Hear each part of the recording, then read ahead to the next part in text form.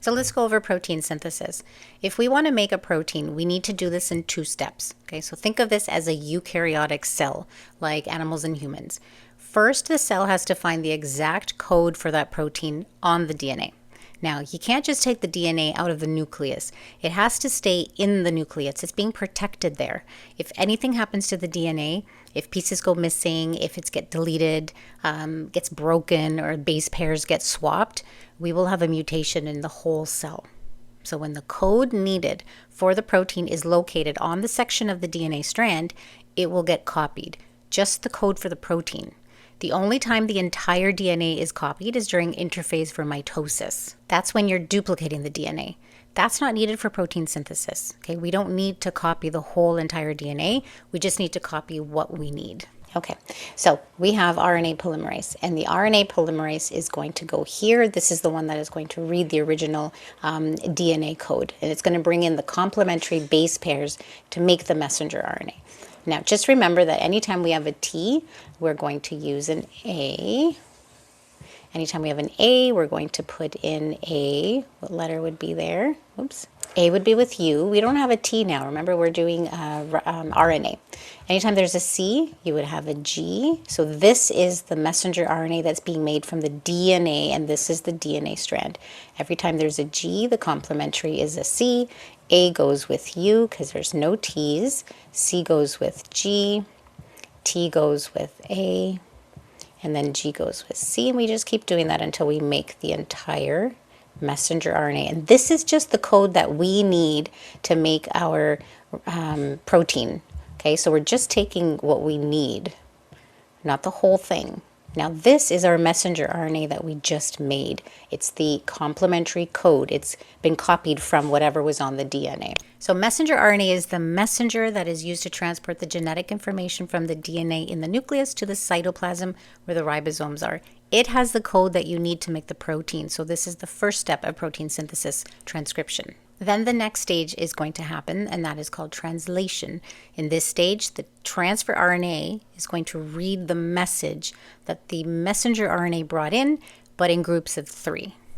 And now this is our ribosome, and now we're going to make protein. So this is the messenger RNA that is sitting inside of that ribosome, and we're going to bring in our transfer RNA. The transfer RNA is reading things in pairs of 3. That's the anticodon. So we have an AUG. A would be matched with a U, so maybe it's this one. No, we need a U in the beginning. UAC looks like it matches. Great, and this is your amino acid that the transfer RNA brought in. Now we have a CUG. CUG would be GAC. There we go. Now you can see that the 2 amino acids are put together, so we're starting to make our protein.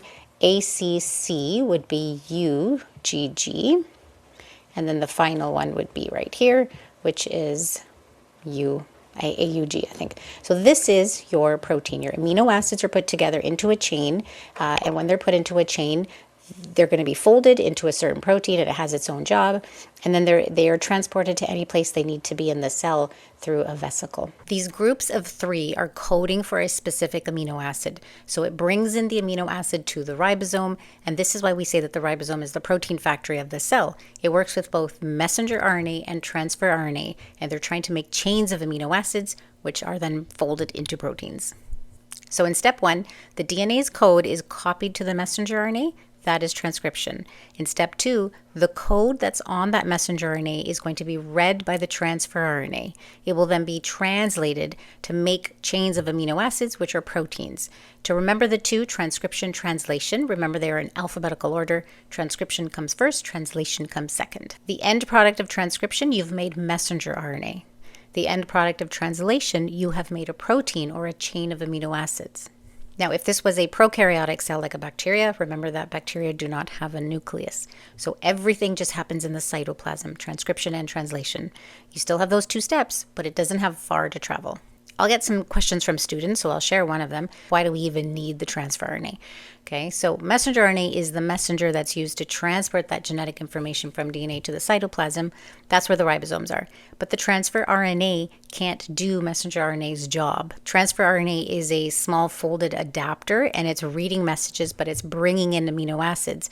Messenger RNA doesn't do that. So for both of them, their shape, structure, and their function are totally different. Another question that comes in is, what about ribosomal RNA or rRNA?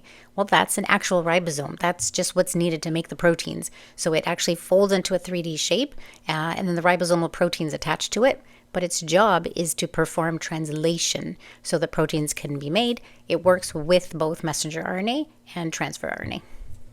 So I hope that helps you understand protein synthesis a little bit more.